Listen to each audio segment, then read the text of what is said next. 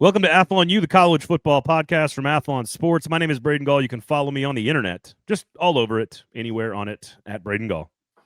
And I'm Stephen Lassan. You can also follow me everywhere on the internet. And most importantly, you can check out all my work at athlonsports.com. In it and around it and all over it. That's right. Athlon Stephen and at Braden Gall. Make sure you're checking us out on the YouTube page as well. Turn on those notifications, thumbs up. You'll get to when the show drops. You can watch us there and see all of Stephen Lassan's beautiful helmets. You got the Auburn, Oklahoma helmet up there. I see a Miami and a Florida helmet. I see Mizzou. I see Georgia. Why is this all this? Look at you, SEC homer. Vanderbilt, LSU, Georgia.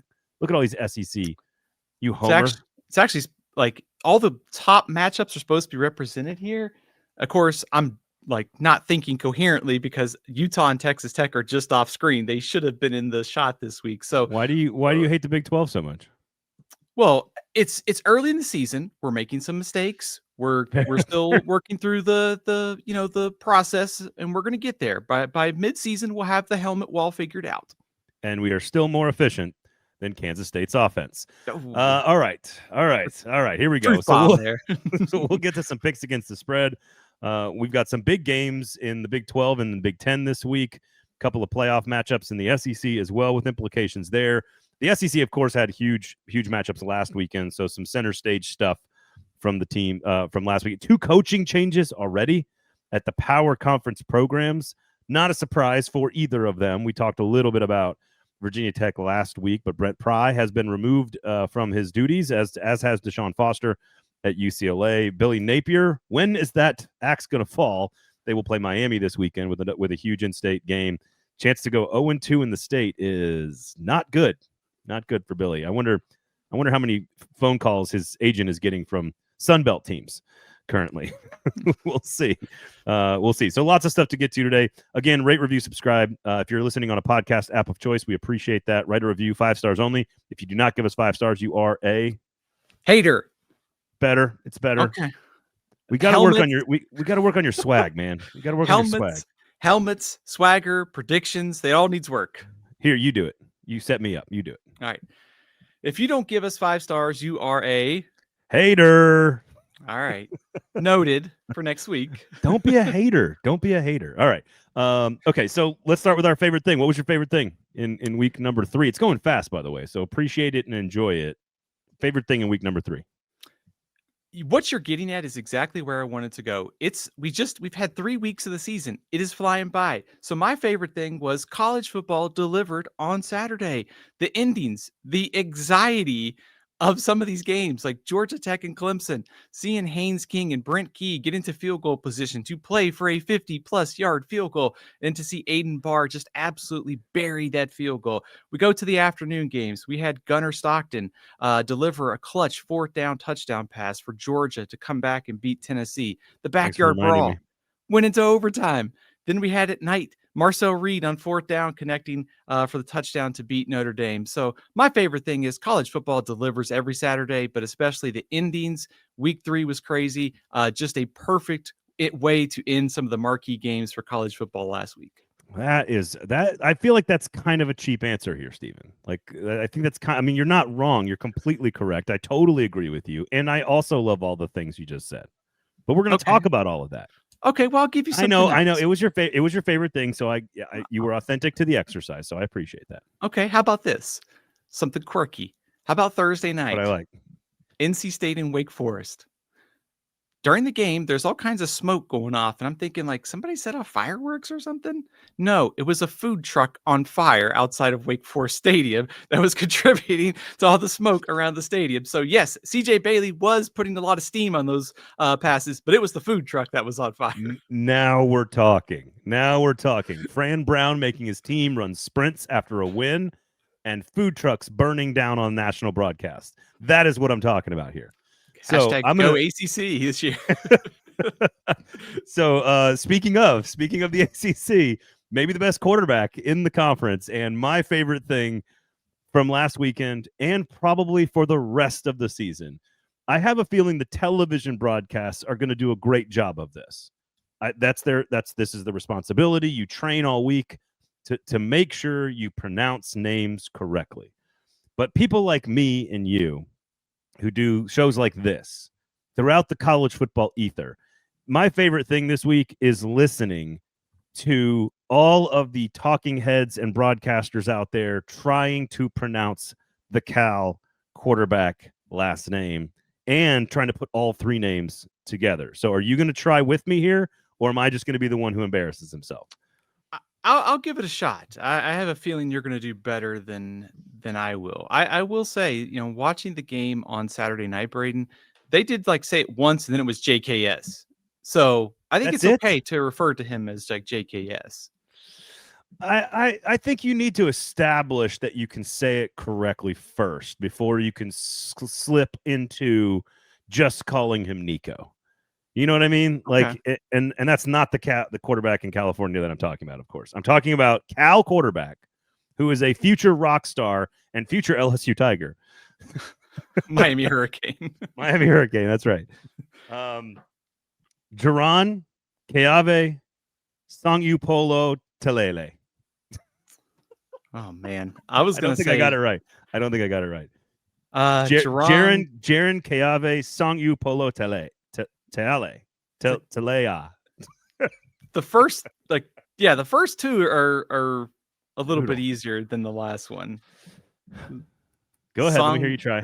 Jaron Keave Songupotele, I guess. That's pretty good. Songupotele. We'll get there. Either way, the big lefty for Cal is very good. Yes. He's very, very good. And once we figure out how to say it all the way correctly, quickly, and smoothly, because I'll get there. I train for this stuff. This is what I live for, Stephen, to get these names correct. I will train for Sangu Polotelele. That is not correct. I'm not getting it right. It is according to the Cal pronunciation guide, it is Song Iu Polo Tele. Songu Polo Tele. There we go. I got it right finally. I think if you haven't watched him yet, I would highly advise doing so because we knew he was talented from the recruiting ranks, but I think he has probably exceeded how good he was going to be right away. But also start looking at Cal's schedule. And you want to talk about sleepers, maybe make some noise in the ACC, all that stuff in the offseason about offseason turnover and this and that for Cal. They've got a superstar quarterback and a favorable schedule. So things could get pretty interesting for California. You were on him from the beginning, 63% completion percentage against Minnesota, 67 for the season, 279, 3 touchdowns, 7.4 yards per attempt. This is a big dude too. This is not like I'm watching Baker Mayfield on Monday Night Football. Like, this is not a Baker Mayfield, Bryce Young type of player. This is a 6'2", 6'3", 215, 220-pound prospect, like Bryce Underwood type prospect, where you look at him and you go, oh, that those are NFL things. That guy does NFL things. Big lefty. He had a rope from the goal line that was incredible on Saturday night. And I like the Minnesota team. I did not expect to come out of that game going like, oh, I really like this Cal team. Yeah, I mean, that's what stands out to me, Braden, is like the Cal, all those questions we had in the offseason about supporting cast and what's this offense going to look like. Well, JKS has exceeded, I think, all of our expectations. The schedule's favorable. So that was a really nice win for Cal on Saturday night. And I love the Drake Lindsey JKS quarterback matchup. Those are two rising stars at the position. Yeah. Do you know who he reminds me of? Do you have somebody he reminds you of? Because it just kind of hit me just now. He reminds me of Michael Penix. That, you know what? That's what he reminds me of. I have been trying to figure out, does he remind me more of Tua, or this is like a deep cut like Frank Harris at UTSA, because some of the way he throws it kind of reminds me of like Frank Harris's throwing motion, but he's Michael Penix. That's a better. It's Michael Penix. Yeah, that's a good. He does not want to. I mean, he can run around, but he wants to stay in the pocket. He wants to throw it. He's got a quick release. He's kind of got that big frame. He's got the long arms and the long leg. Like, he's a very fun player to watch. That's the first time I've really sat down and like consumed his content. and I mean, I'm glad I did. I'm sure PJ Fleck doesn't feel that way. But you're right. That schedule is a lot of wins on that schedule. Things could get it when Miami and Cal play in the championship game, just like we told you. No, Georgia Tech and Cal are Yellow Jackets, right? Now we're talking. When I watch them, I just want to scream. All right. For those that know, you know what I'm talking about there. All right, so coaching changes have already happened, and I am curious about the timing of this. We talked about Virginia Tech last week. Stephen Brent Pry is now out at Virginia Tech. Deshaun Foster,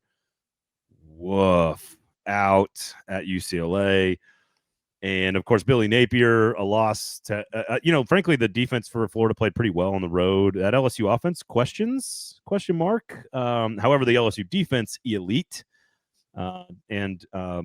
Which is kind of opposite of what we thought of LSU, to be honest. But Florida, of course, will go to Miami this week after losing to South Florida at home, losing to LSU. Now they play Miami on the road, and Miami is one of the many teams I may have to come on this show, Stephen, and say, I think I might have been wrong about. I am sure Mario Cristobal will screw something up at some point during the season, but they look more talented and even better athletically than even I expected out of Miami. I thought there'd be a step back, but they got freshmen, they got transfers, they got pieces all over both sides. I'm not sure I'd be very optimistic about Florida. 7.5 point dog on the road. Previewing our picks against the spread, of course. But Virginia Tech, my question is, I've seen a lot of Kirk Cignetti talk for Virginia Tech. And the reason that strikes me as very interesting is I don't know if it's a better job than Indiana. In and of itself, it's a better job than Indiana.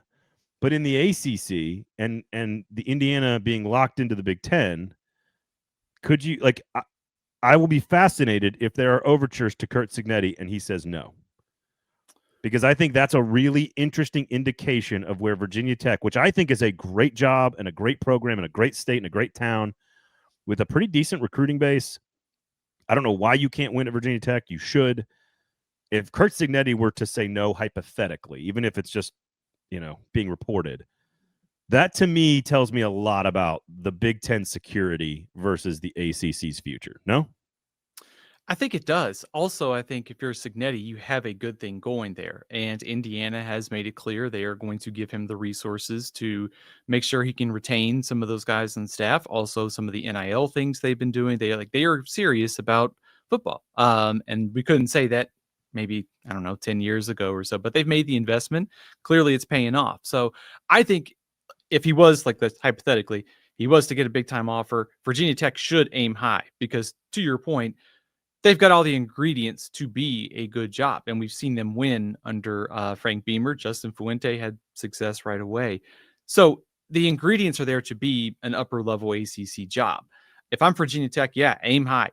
Go to Cignetti. Shane Beamer, of course, has ties to the program. I think what they're going to run into, though, is I think it's going to be hard to pull some of those guys away, like a Shane Beamer. I think it's probably unlikely that he takes the job anyways. Well, Cignetti, too.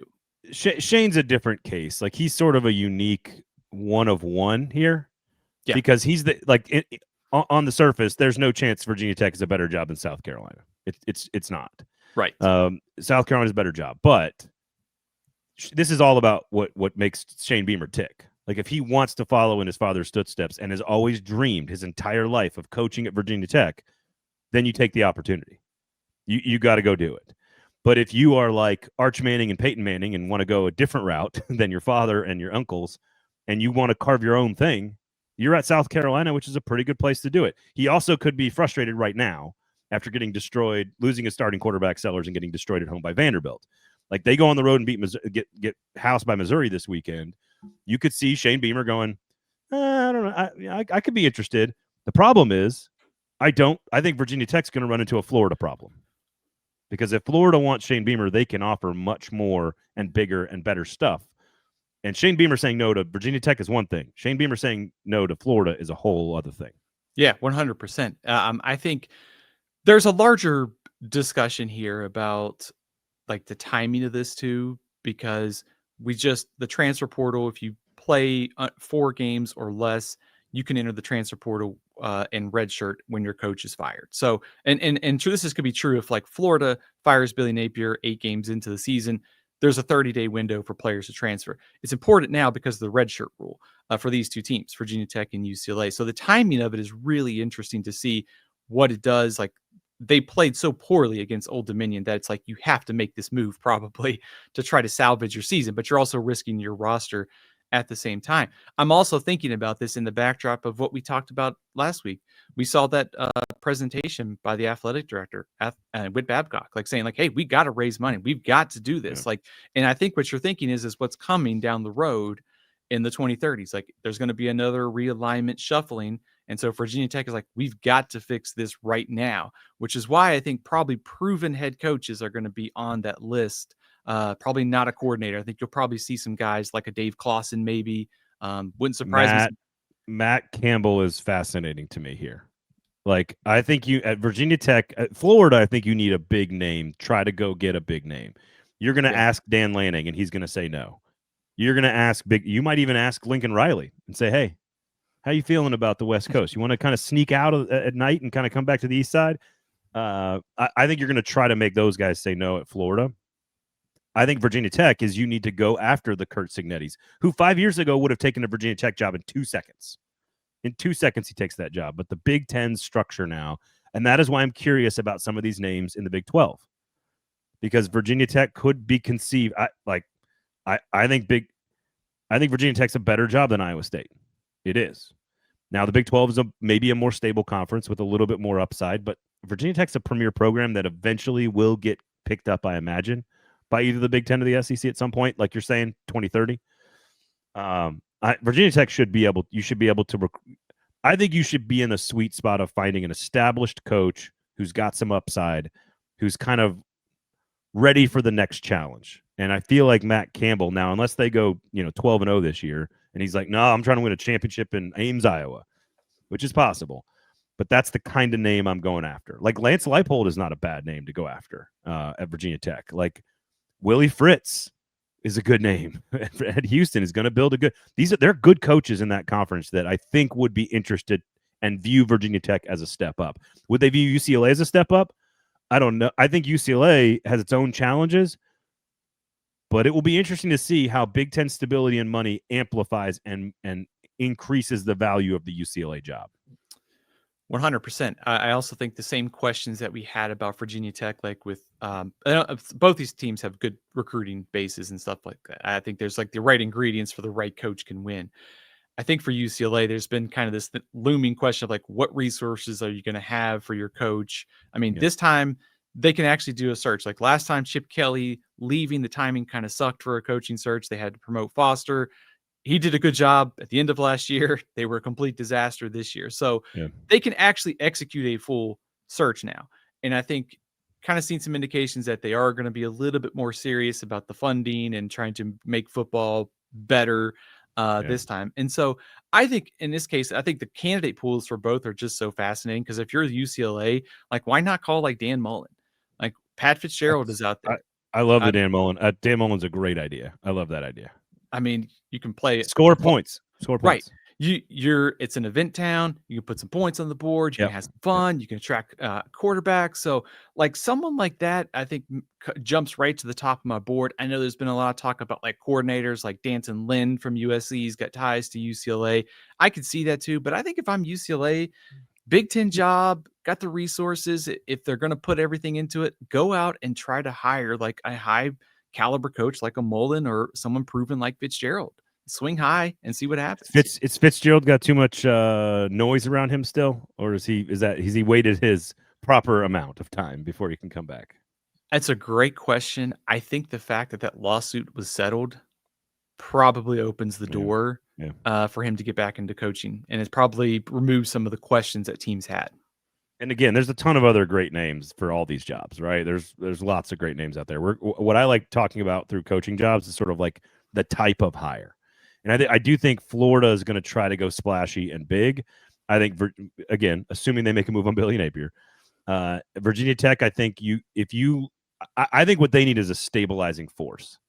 I don't think they need to go for like the flashy recruiter, the Fran Brown type, which is a good decision. I like Fran Brown, or that kind of, the Dan Mullen, like I'm just a great offensive guy who's going to automatically develop quarterback. Like I think the program builder, like again, I would have said Chris Kleiman, but man,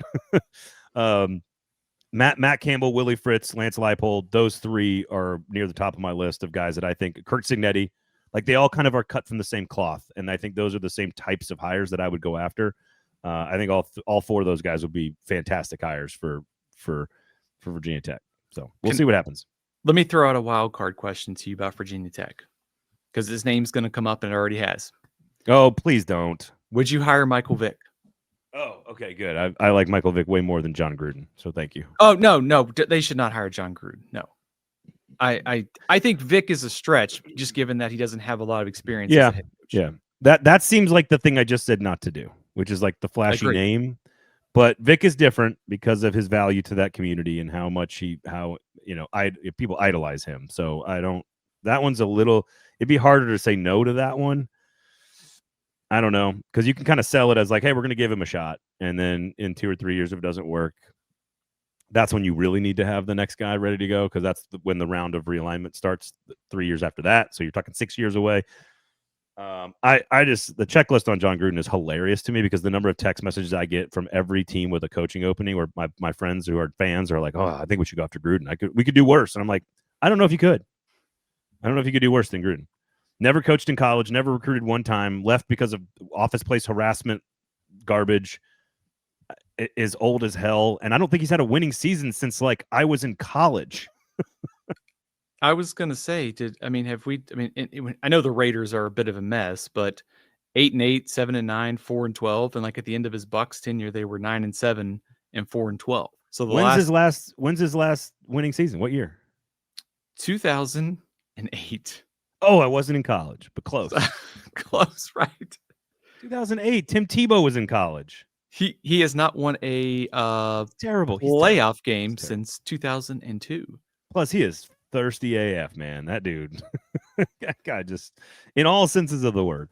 All right, so if you want to win the press conference, you can hire John Gruden. If you want to actually win games, hire some of these other coaches. I don't even know if you win the press conference. Like, anyway, so I want to let's go happy here for a minute, because I don't know. I need your help on something, figuring out if this is a new thing that I'm experiencing because of the expanded playoff and sort of how all the discussions we've had around access and sort of the value of regular season games, or if this is just like I'm not sure here.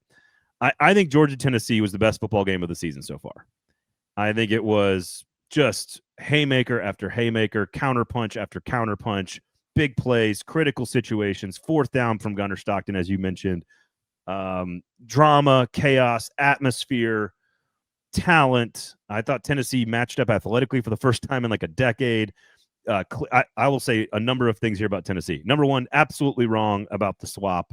They are better with Joey Aguilar and without Nico, and that is not something I had said during the summer. Sometimes I just think Josh Heupel's offense runs better with a college quarterback, not an NFL prospect, but a college quarterback, just a little guy who slings it around and is very accurate. Or a guy who's willing to take shots downfield and actually connect on them. Sure. Too. Absolutely. But here's the thing. Like, I think Tennessee, like I said this last, I think we're going to learn a lot about Tennessee. And I think we did. I think I learned a ton about Tennessee. I am so much more bullish on Tennessee today than I was this time last week. I think they absolutely can beat Alabama and Florida and Oklahoma on their schedule. It is possible for this team to get back into the playoff hunt. I'm not necessarily picking that, but I think it's possible. And I think Tennessee fan absolutely devastated Saturday evening with how it unfolded, the lead you had, devastated. But I think by Tuesday today, if you're a Tennessee fan, you should already be more excited and happy with how you played. And I don't know if that's a new thing with the expansion of the playoff, where you can experience the depths of a just gut-wrenching defeat, where a poor kicker misses after a penalty and a funny way to try to end the game there, Tennessee. But I think by today, we're recording on Tuesday, I think you should be so excited about how you played. And I think that's going to be the same way I feel about Illinois and Indiana. I think that's going to be the same way I'm going to feel about Utah and Texas Tech. I think it's the same way I kind of feel about Notre Dame and Texas A&M. I just think that there's this, I don't know if it's a new feeling or if it's just sort of like me as a Tennessee alumni coping a little bit. But like, I came out of that game more excited about the team, if you're talking playoff, if I'm a fan, than I did going into the game, where I just assumed that Georgia would dominate the line of scrimmage. And At no point during the 21-6 or 21-7 score did I ever think like Tennessee was going to run away with it. I was like, Georgia's going to make a comeback here, guys. And so I know I'm rambling here, but I just think everything is still in front of Tennessee. I think Georgia's pretty good. I don't think they're elite, Georgia, but I think they're really good. I think that's kind of a new thing for fans to experience. 25 million people watched Buffalo and Baltimore in the NFL Sunday night debut 2 weeks ago. That's more than most college football national championship games. And it's just one of 17. Why can't we just be obsessed with and love a great football game that maybe doesn't eliminate anybody, but it does kind of prove that Tennessee belongs in the conversation? I think what you're feeling is totally fine. And I think thinking about the expanded playoff and thinking about like how it would impact the regular season, like it does, some of the expanded playoff does devalue like the impact of some of these games. However, on Saturdays, I do not think about the expanded playoff. I am so focused on like just enjoying the moment and also thinking about what it might mean for this team going forward. So to your point, I think if I'm a Tennessee fan, I walked away thinking, man, we've been so close over the last couple of years. We haven't been close to Georgia. This time we were literally one play away from beating Georgia. Like 3-1 plays away. Exactly. They were like, it's one or two things here. We're talking about a Tennessee win. Yeah, so I think what you can allow yourself to go to is in the past with a 4-team or the BCS, Tennessee would have to be 100% perfect the rest of the way. But the path to get into the playoff now is much more wide open. So they just went toe-to-toe with Georgia. You're looking at their schedule coming up. Florida certainly looks way more gettable in Gainesville. Alabama does too. We kind of circled those 3 games in the season for Tennessee. They nearly won one. I think Georgia's the best team of that bunch. So if they just went toe-to-toe with Georgia, they can win those 2. They can beat Oklahoma. So I think allowing yourself to understand what's still at stake and also understanding for Tennessee that, hey, they just went toe-to-toe with Georgia. They can even get better from here. Right. Also, I think what you're hang on. Is that I guess my question to you is that actually devaluing that game? Or is it adding more value to the game? Because now you've learned so much about this Tennessee team that I didn't think I knew enough about. And again, I'm just using Tennessee, Georgia as an example here because I think this is going to be the case for a lot of teams in a lot of conferences.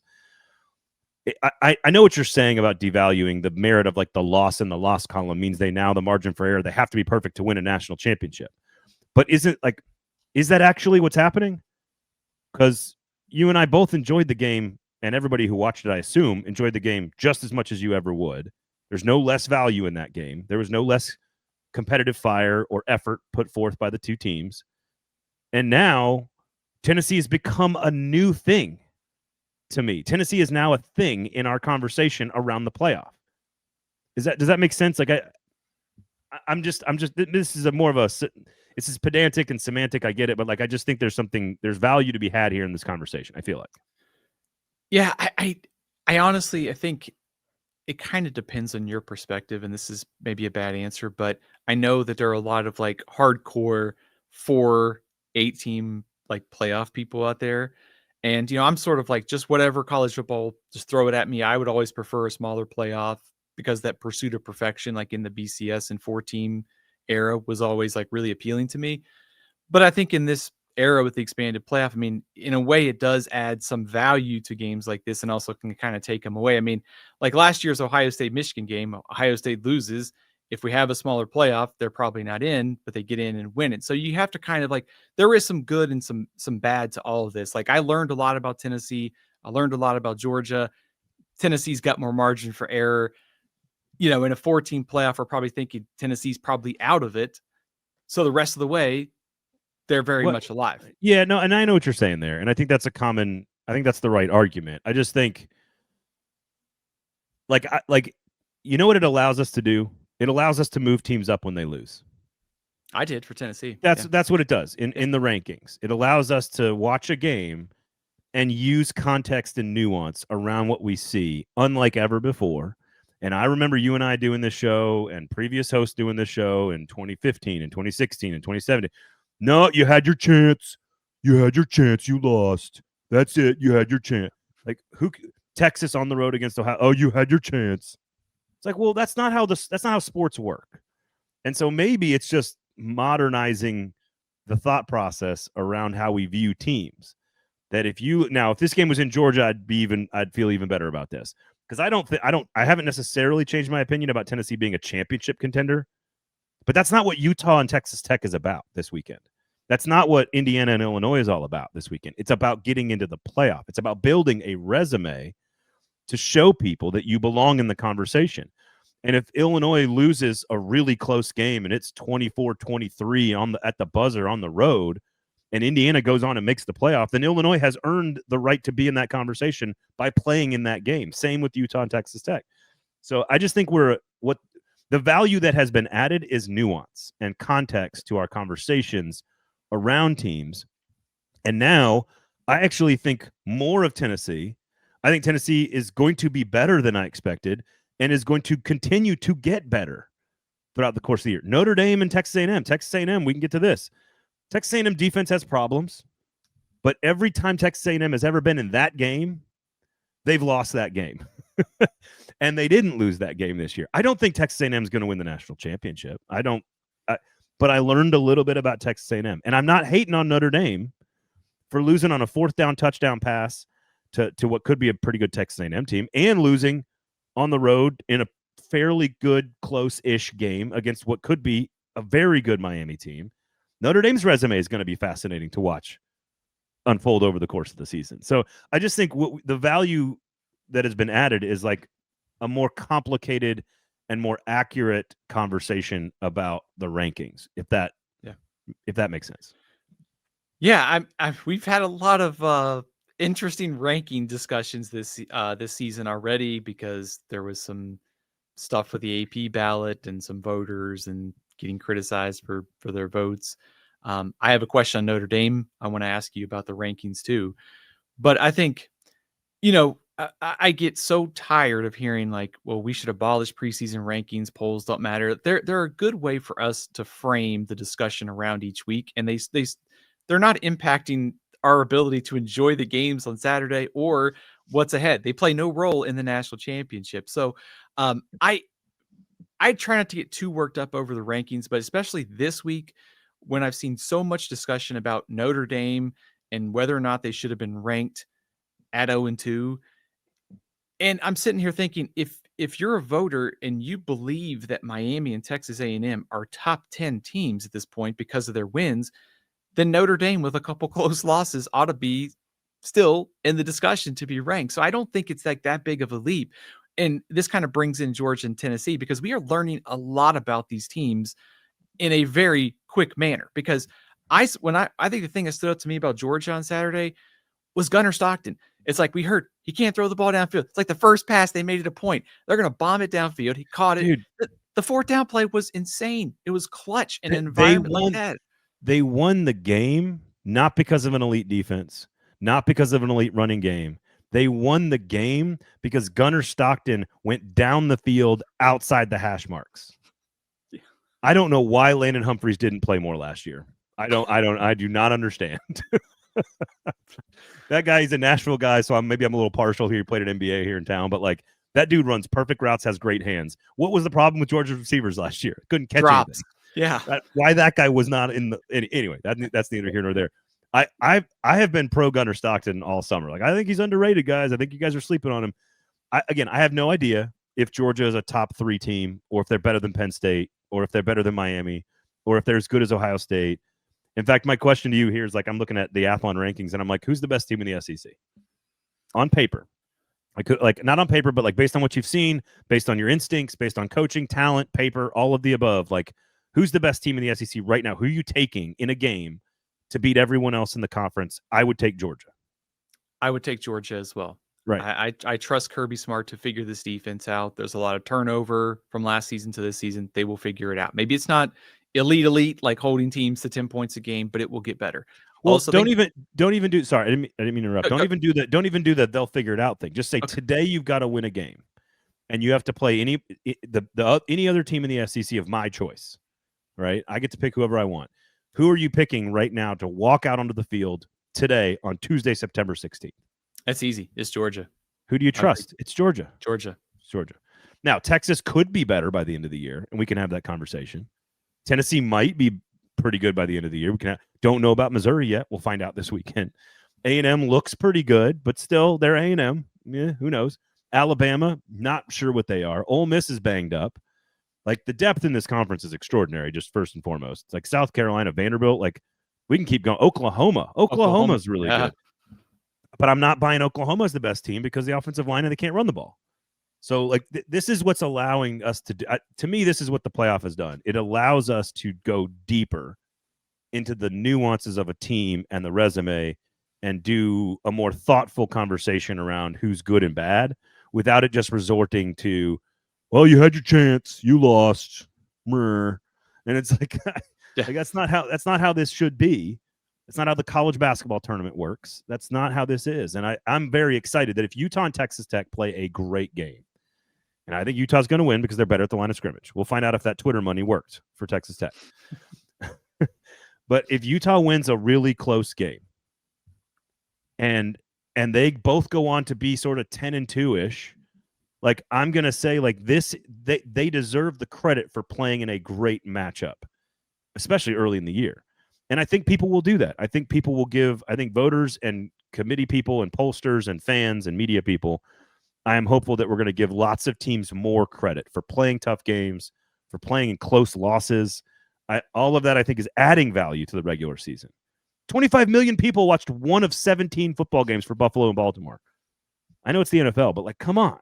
And it was a great game, but whatever. Yeah, I was going to say, yeah, anytime you get Josh Allen and Lamar Jackson on the field, yeah. I hear you. I will say I had the same observation about Texas A&M because on that fourth down play, I thought there's, like, the way that this has gone for Texas A&M, there's no way they're going to complete this. Like, it's just not going to happen.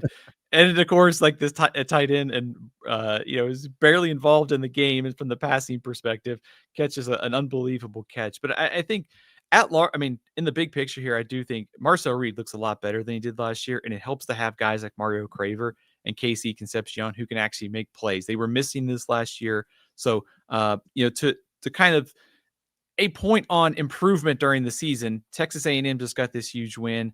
The SEC slate is manageable. Like, I'm interested to see how much better this team gets too, because there's a lot of depth in this conference. Yeah. And I think nationally, there's a lot of just really good teams. And I think I'm interested to see, does anybody make that jump to the elite tier? Like, Ohio State probably in that category maybe right now. We've only seen them play Texas. They kind of messed around with Ohio. Don't know what to make of Penn State yet. I think Miami's the one. I think Miami's the one I'm keeping an eye on. I think if the coach doesn't screw a game up, I think they could jump into that tier. I think Georgia. I think LSU is kind of already moved up into that tier. Oregon is better than I thought they were, but they haven't really had to do a whole lot yet. Penn State hasn't done anything.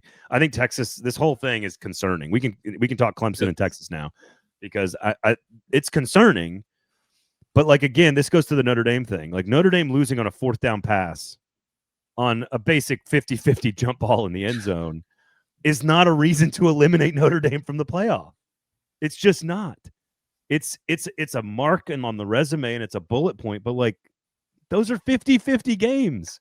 And one of my biggest complaints about college football conversations for the last 20 years is how a 50-50 game would be boiled down to one single bounce of a ball, and you're out and you're in. And I love that we now get to look at Notre Dame and be like, well, that 0-2 is not created equally as some other 0-2s. Like, that's not UCLA 0-2. 0-3. But you get my point. Like, that was a back shoulder fade to a third string tight end on a 50-50 ball, and they made the play, and great job. Way to go, A&M. You deserve it. But Notre Dame shouldn't be hammered for that at all. Now, Notre Dame, we could be like, Notre Dame, when are you going to recruit a receiver? That's something we could talk about, since we thought that was supposed to be fixed. A&M, are you sure your defense is as good as we expected? We can have those questions. So, like, there's all kinds of smart things we can talk about with those two teams, but, like, just eliminating somebody because of a back shoulder fade on fourth down is just stupid. Yeah. I also, Miami Notre Dame also came down to basically the last drive of the game too. So they've lost 2 games against top 10 teams. Like, to me, there's no, I would not eliminate Notre Dame from the playoff discussion. Their schedule is pretty favorable the rest of the way. I think my biggest question is the defense, because they did have some turnover, but just they secondary, linebackers, defensive line on paper coming into the season still should have been a strength. So little puzzled as to why they've struggled this much. Now they have played two pretty good offenses. In a very broad sense, we talked about Texas Tech because they're going to play a big game against Utah this week, but they have played Arkansas Pine Bluff, Kent State, and Oregon State. Notre Dame has tested itself against two top 10 to 15 teams. I only say this to say I like where Texas Tech is going. I like the way they've played, but really, what do we know about them so far this year? At least I know what Notre Dame, they have tested themselves through the first 3 weeks. You cannot guarantee me with any factual evidence that Penn State is better than Notre Dame. That's true. Now I would agree with that. I would say, I think Penn State's probably better. Like I think they're probably better. But that you have no evidence that Penn State's 3 wins are better than Notre Dame's 2 losses. You don't. And that is the beauty of the expanded playoff to me, is that Tennessee fans can be devastated on Saturday for not getting the job done against the thing that they hate the most right now. and then by Tuesday be like, I think we got a shot at the playoff. That is the value. That is adding value to the season, which again, I don't know why I'm stuck on this, but anyway, I want to talk Georgia Tech, Clemson here in Texas. You've got Georgia Tech at 20 in your rankings. I think that's very disappointing to me, by the way, because I would put them up against, I want to watch an Iowa State Georgia Tech football game every Saturday. Okay, then let's get it in the Pop-Tarts Bowl. Let's do it. I want to see it every single Saturday, home and home, off and on, off and on. I just think that that would be an extremely entertaining schematic matchup to watch. But you've got Iowa State like top 10. And my question about Georgia Tech is, what else do they have to prove that they don't belong in the top 10? And my only answer is, I'm not sure the quarterback will be alive at the end of the season. And it is why he is so much fun to watch and why they were my Jackets from the beginning. When Haynes King was the quarterback for Texas A&M, did you ever think we'd be sitting here saying that Haynes King could be a fringe Heisman candidate and could potentially be leading a playoff team after he got benched there? Of course not. If he has 25 carries a game and they go to the ACC championship game, I don't know how he survives. Just like I don't know how John Mateer survives doing that or Diego Pavia survives doing that. There's a lot of players. I'm like, I don't think you could, but he is such a ball player. I love watching Haynes King. Love it. In that offense, so much fun. Yeah, and look at their ACC schedule coming up. At Wake Forest, Virginia Tech, at Duke, Syracuse, at NC State, at Boston College, and Pitt. They should be favored in all of those games. My Jackets, baby. I will own up. I think I probably should have had them higher, to be honest with you. Like 12 through 20 or so, like there's a cluster of teams that it's often difficult to sort through this early in the season. So I probably should have had them a few spots higher. They have a good win over Colorado on the road, and they have a win over Clemson, of course, on Saturday. So I like this Georgia Tech team a lot. I think, like I said, they could be favored to win all these games. I don't think they will, but they are very much a playoff contender at this point. All right, where are we at on Texas and Clemson? I think Arch Manning has a lot of growing to do. He's not as prepared or as ready as we expected. As I said, if I see the same mistakes against Florida as I did against Ohio State, then I would have a problem. But we saw those mistakes against UTEP. Yeah. At one time I saw the bottom. I didn't watch a lot of the game, but at one point I saw the bottom line scroll and it was like 9 of 22. And I'm like, ooh, that's not good. That's not good. I'm worried. So I think what worries me the most is the small things. It's like the footwork. It's the mechanics. It's those things that coming into the season, we knew he had some work to do. We knew he wasn't a finished product. I think it's those things that concern me, because it's like those small things. You have to hit your small like layups in the passing game. There's too many easy throws that are being missed. I didn't expect him to be a fully formed quarterback by week 5, week 4, but I thought we would see some progress. And especially with the schedule, when you play San Jose State, you play UTEP, you get Sam Houston this Saturday. It was an easy 3-game stretch to build on the Ohio State game and to get some momentum before you played Florida. Instead, I don't think we're seeing that. So I think there's a couple things going on. Like I said, some of it's easy stuff, mechanic stuff. Some of it I do think is, number one, I don't really know what Texas' identity is on offense right now. At times they don't really run the ball well. They got some injuries at receiver, offensive lines turned over. The other kind of part of that is I do think there's almost like a little bit of pressure and they're kind of pressing. And sometimes it feels like we've got to score the 50-yard pass. Like it could kind of just take the pressure down a bit, put some drives together. And at the end of the day, if you can put some of those together, you're going to end up scoring 20, 30 points. And with that defense, you can take them a long way. So I do think they're pressing a bit, but I also think there are some larger questions and some of the small things have to get fixed for Texas to be the SEC champion. Yeah, I am not in panic mode on either Texas or Clemson. I think the questions are warranted. I think the concerns are real. I think the schedule for both is still very manageable and the talent is still excellent. I am more concerned with Clemson because of the losses, just straight up. But I think I trust Klubnik. I'm not surprised Georgia Tech won that game. I think I had that in my dream road trip as like the thing I wanted to go see. And I don't know why I love that stadium so much. I just love that stadium. The way it sits with the trees and the buildings and the downtown, like I just love that stadium. And it was so much fun to watch that game back and forth. And here's the other thing with the tenant. Like I don't have any concern. Like I am not blaming the outcome on end game management for Josh Heupel in Tennessee or Dabo Swinney in Clemson. Like I don't have a problem with it. You force a 55-yard field goal. That's a kid makes it. You tip your cap. You go, all right, good job, man. And honestly, the field goal for Tennessee, the 5 yards didn't matter. He missed it by like 15. so 5 yards would not have helped in that situation. So I don't give a lot of. I'm not faulting either of those two coaching staffs for how they handled the end of it. There's something missing with Clemson. I can't figure out what it is. Is there a lack of a killer instinct on offense with the I don't know what it is. There's something missing there. But they had a chance to win that game. There is something missing, and it's hard. It's almost hard to pinpoint because they basically brought back almost everybody from last season. But when you look in a kind of statistical view, I mean, they're like 90th in the country in success rate on offense and 85th on defense. Like they're just not getting it done on both sides of the ball. Right. And I think this kind of gets at one of my preseason concerns with this team is like wondering like what exactly is the ceiling here for this team? Like it felt like they had a pretty stable floor, but were they good enough to get into that top tier? And I think we're kind of seeing this now. Like line of scrimmage on offense isn't as good as it needs to be. Klubnik hasn't been good. Defensively, still too many issues there too. So sometimes when you watch them, it almost feels like, they fix one thing, something else becomes a problem. And you just wonder, like, why is that happening? Because they have so much talent. They have two, I think, pretty capable coordinators in Garrett Riley and Tom Allen. Now, Garrett Riley's getting a lot of heat for the start for the season, and rightfully so. Right.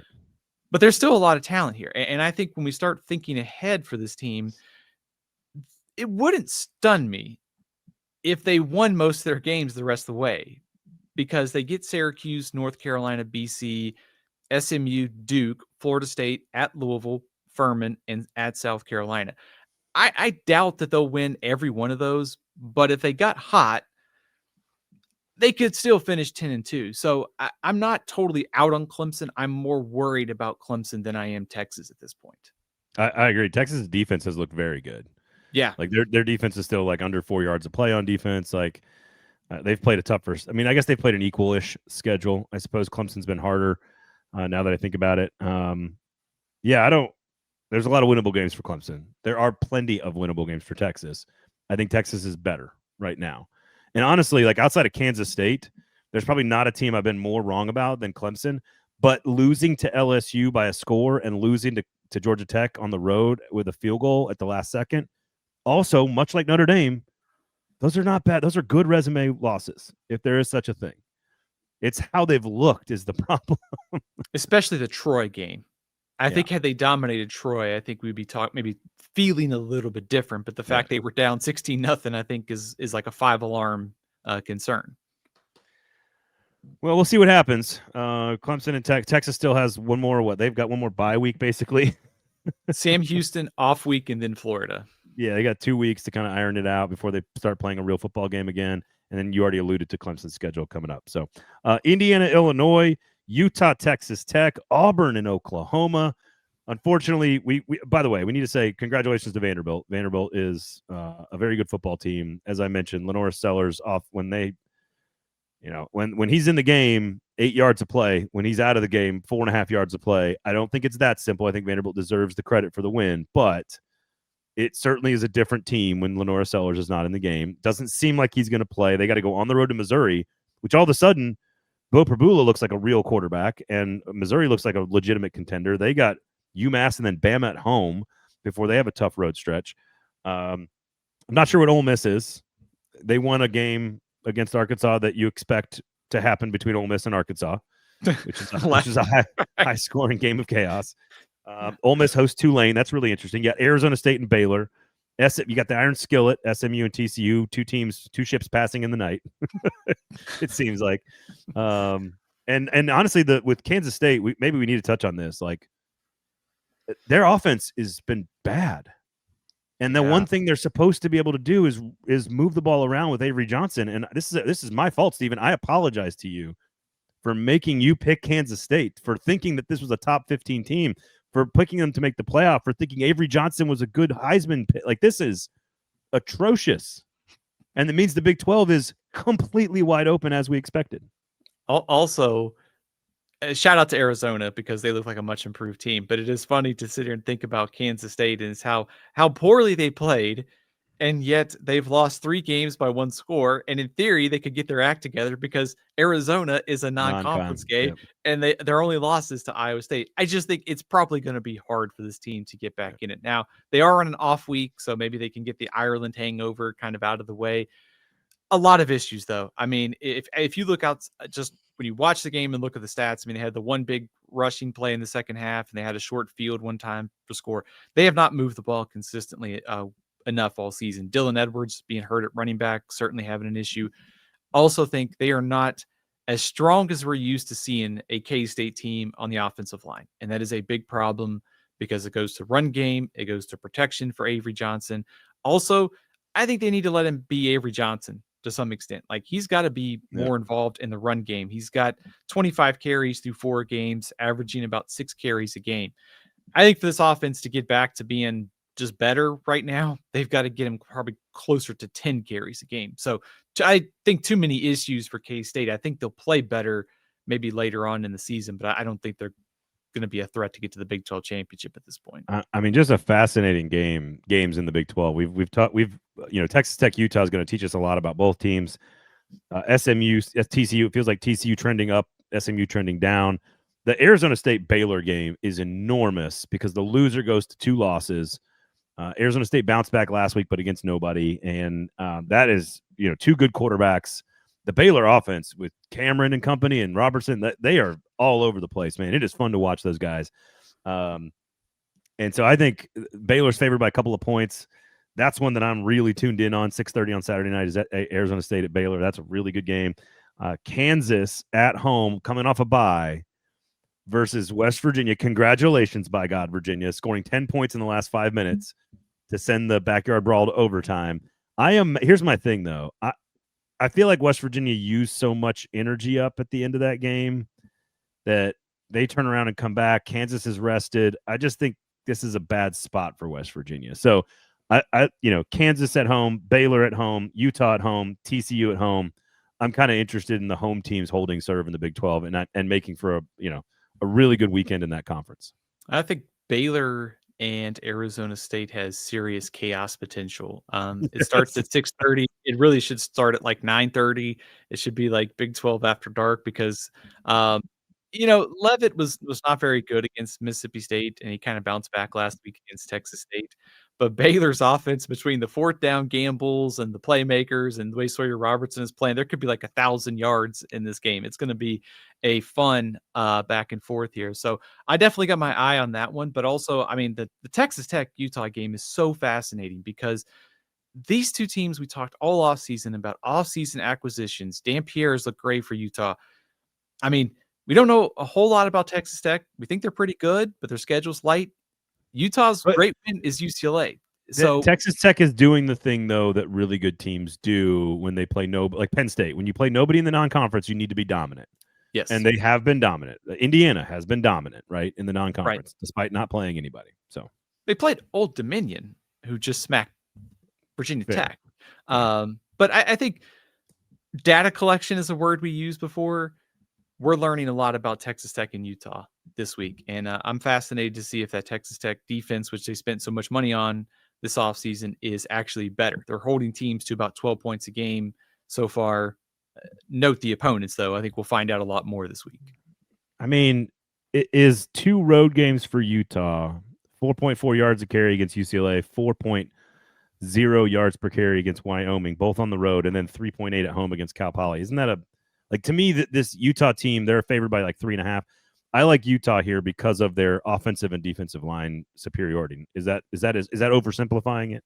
That's what I would take too. I think Utah line of scrimmage, and plus I think I'd take Dampier at home making a couple plays. You want to talk Big Ten real fast here? You got really interesting stuff like Iowa, Rutgers. I'm not sure how many viewers are going to tune into that one. Maryland, Wisconsin could be total chaos. I'm down for that one. You also have the Civil War and the Apple Cup taking place this weekend, which are 2 great rivalries with the combined point spread of like 55 points. Michigan at Nebraska, Illinois at Indiana, of course. And I think Michigan State USC is sneakier than people think. 17.5 points. I think that's too many for USC.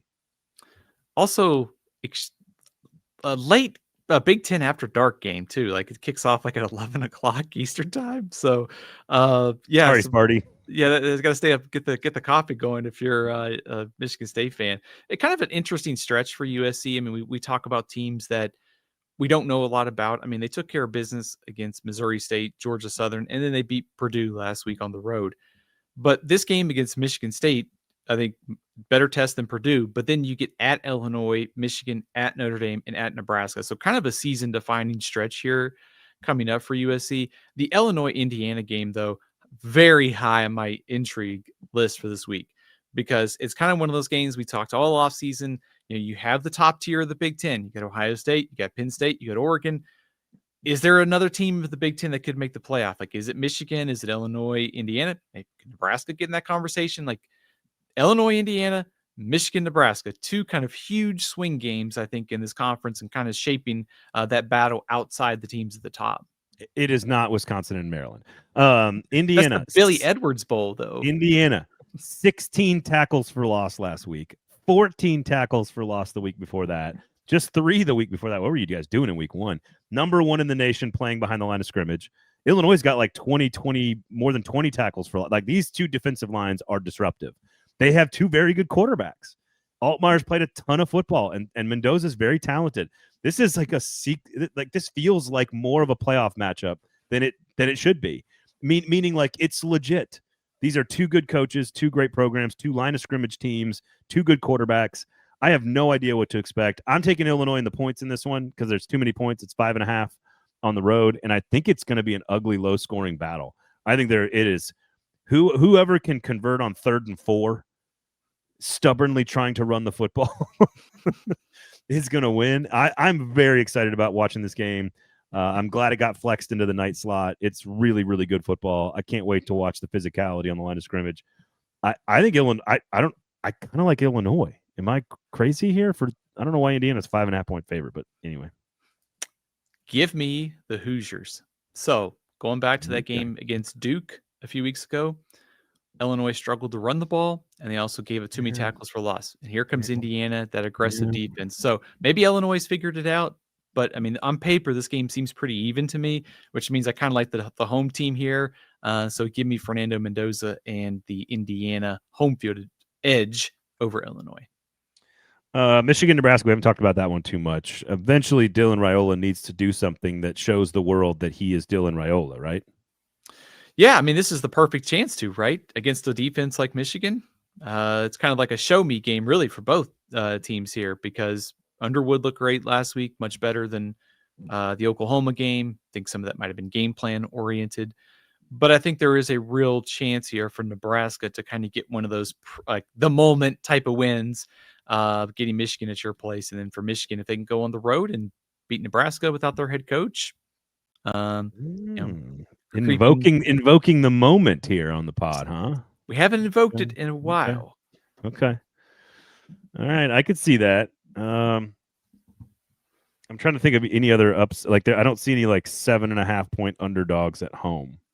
That's what I'm trying to find, right? Like, Utah's favored at home, Indiana favored at home, Ole Miss favored at home, Missouri favored at home, Miami favored at home. I'm trying to find this is one of the only ones. Like, Baylor favored at home, TCU favored at home.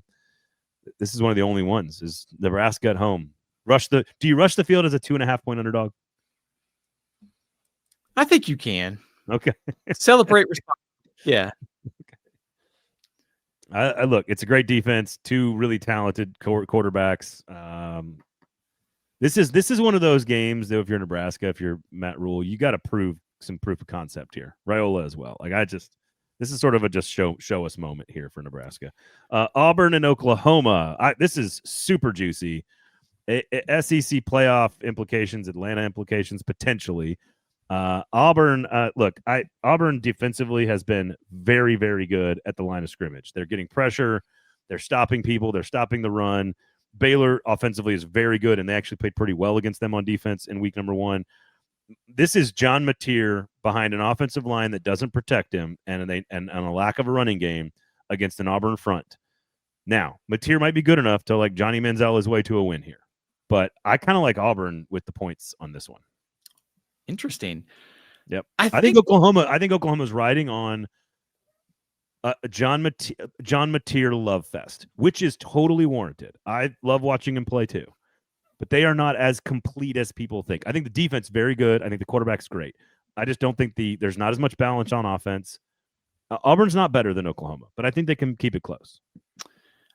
I think they can keep it close too. So I think there was something notable about the Oklahoma game against Temple last week, and it was not that Oklahoma was playing in the Eagles Stadium in Philadelphia. It was like they did seem to find a little bit more of a running game. Now it is Temple. I don't know how that translates. Torrey Blaylock looked good in that game at running back for Oklahoma. So maybe they are finding something. They've been shuffling a lot of guys on the line of scrimmage, so perhaps they're getting closer to finding the right mix. But I think what stands out about this game is they're kind of similar in a sense, because I think Baylor moved the ball in Auburn to the secondary. I think Oklahoma, come into the year with some questions at corner. Auburn's got two great receivers, or more Cam Coleman and Eric Singleton and the others. This is one of the best receiving corps in the country. But these two teams are kind of going to go how the quarterback goes. And I think Oklahoma's defensive front against Auburn's offensive line, Auburn's defensive front against Oklahoma's offensive line, which teams are going to do the small thing of staying out of 3rd and 7, 3rd and 8 the whole game? I think it's going to be kind of key. And then if that happens, which one of the two quarterbacks is making the most magic here? Because Jackson Arnold coming back to Oklahoma, it's going to be about revenge, and there's going to be a lot on Mateer's shoulders here once again. So a lot of similarities, but I think Oklahoma holds serve at home with Auburn probably getting the cover here. I mean, I didn't learn my lesson taking Michigan plus the 5.5, but I've got Auburn plus the 6.5 as we get to our picks against the spread, and that's because I think Auburn's offensive line is better. Yep. I think Auburn's offensive line is better than Oklahoma. It's better than Michigan. I think it's one of the better offensive lines that Oklahoma's going to see, and if they can just kind of keep Jackson Arnold just mildly healthy, and honestly, the game plan is keep how you keep Mateer off the field is run Jackson Arnold for 4 yards every play. That's how you keep John Mateer off the field. So I think this is a sneaky important playoff football game for the conference. There's a lot of mid-tier games in this conference that are going to be so important in the SEC, just because, look at the cluster that you're already starting to form. A&M moved up into the top 10. Oklahoma's right there. Tennessee's right there. Auburn's ranked. Missouri's ranked. Looking for some separation in the SEC. I think this game, we'll see what happens with South Carolina and Missouri, see if Sellers plays. And if they do, South Carolina able to go on the road and get a win, and what's been a pretty crazy series. So I in general, I have a lot of intrigue for the SEC in the mid-tier to try to sort out some of these teams, because we know, I think Georgia, LSU, and I still think Texas in that top tier. All right. Very, very deep conference. There's no question about that. All right. You want to go picks against the spread here? Let's do it. All right. I'm going to take, of the big games, I'm taking Auburn plus 6.5 and Illinois plus 5.5. So give me the 2 road dogs. Oh, by the way, I found a moment game here. I just stumbled on this. Okay. Memphis at home against Arkansas. That would be a moment game. 7-point dog at home. Memphis playing well. My problem is that so is Taylor Green. Taylor Green's playing really well also. I'm going to take the two road dogs, Auburn plus 6.5, Illinois plus 5.5. I'm going to take Kansas minus 13 at home against West Virginia. Extra week of rest. West Virginia coming off an exhausting win in overtime against their arch rival. I just think that's a bad spot for West Virginia. So give me Kansas. Give me Miami minus 7.5 against Florida at home. Florida's defense is really good, but the offense, I have no idea. And I could see Miami like wanting to put the hammer down in this game. Like, we want to get the other coach fired. Like, I think is how Miami could feel about this one. So I think they might be rubbing some dirt in it. And then Utah minus 3. So big games across the board. Give me Utah minus 3. Give me Utah, Auburn, Kansas, Miami, and Illinois. There you go. You know, college football has started when big game Braden is back. So it's good to see him finally return in week 4. Well, I'm going to underwhelm you with my picks because I'm going all G5. We're hovering around 500. We need a win. We need wins this week. So let's go with Buffalo minus 6 against Troy. Troy is without quarterback Goose Crowder, and they struggled to move the ball last week against Memphis after he was injured. I like Buffalo at home, although I was probably one of the few people sweating out the Buffalo-Kent State game because, you know what that meant. If Kent State won, they would already hit the over. So thank goodness Buffalo pulled that one out. So Buffalo minus 6 over Troy. I am also going to take Army plus 2.5 against North Texas. That's a good G5 game right there. Yeah, I was going to say the American, we talked about South Florida, Tulane all this year. North Texas smacking Washington State last week. Really impressive. Skylar Cassidy doing good things with that defense. But at home, I'll take a chance on Army to knock off North Texas. So give me 2.5 Army as an underdog. And I will take Western Kentucky minus 10.5 over Nevada. I think the Hilltoppers can just simply outscore a struggling offense there. Nevada. I think that's the sweet spot for you. You pick 3 group of 5 games. I pick the big ones. Everyone plays your bets and wins. You went 2-2 last week. That's back-to-back 500 weeks. You are 6-7 on the season. I went 1-2 last week, but I got hosed, by the way. You know, Georgia. I had Georgia. What was it? Minus 3 or 3.5 on the show? I don't remember. I think it was 3.5. Yeah, it was 3.5, and I got screwed. Of course. And then I also had what was the other one I had? Oh, I had Oregon minus like 27, and they were up like 34-0, and then 2 late. So backdoor covers by everybody. Just terrible. Thank you, Texas A&M. Cost me a win too. So I'm with you on Oregon. We're disappointed in the Ducks. Disappointed. Not in terms of their offensive prowess though. It's very fun to watch. All right. Anything else you got for the good folks? What are we missing? I'm sure we missed something. What do we got here? Go rate, review, subscribe on the podcast app of choice, and thumbs up, notifications turned on the YouTube page, Athlon U College Football Podcast. What you got for the folks, Steve? Just a couple other interesting games. North Carolina at UCF. Just trying to figure out what exactly both teams are still. You mentioned the Apple Cup, the Civil War. Good to see some rivalries this weekend. And in the G5, I mentioned North Texas and Army. I've also got my eye on James Madison at Liberty, Fresno State at Hawaii, and UNLV at Miami of Ohio. I think there's a couple of interesting games there that should be pretty quality G5 matchups. We didn't really talk about this game, but impressive showing by Miami. I think kind of expected air out of the balloon kind of showing by South Florida, but I still think South Florida is the best G5 team right now. Tulane, maybe? Well, we'll find out this weekend. Tulane, 11-point dog on the road against Ole Miss. Yeah, that was a good win. Jake Retzlaff starting to come to life. That's dangerous in the AAC if he does that. You're right about that. They might end up being better, but they will not play South Florida until the championship game, right? Right. They don't play in the regular season. And also keep in mind, Navy's schedule is pretty favorable too. So we may not get the South Florida Tulane game. Navy, Memphis, North Texas, UTSA. It's a pretty deep conference for the American. The next step in the college football chaos is having a committee select the 2 teams to play in the conference championship game. Oh, no. It's a resume. South Florida's resume is better in the non-conference than Navy. They'd belong in the championship. With conferences being so large, it is frustrating that some of these teams don't play. Yeah. There's nothing we can do about it, but it's frustrating. Yeah. All right. Athlon Steven, of course, all over the internet, and athlonsports.com for all of his work. You can check out his rankings there. You can get to me at Braden Gall all across the internet as well. Thank you for hanging out. Enjoy week 4, everybody. We'll be back next week talking more college football. Thanks for hanging out. For Steven, I'm Braden. We'll talk to you next time.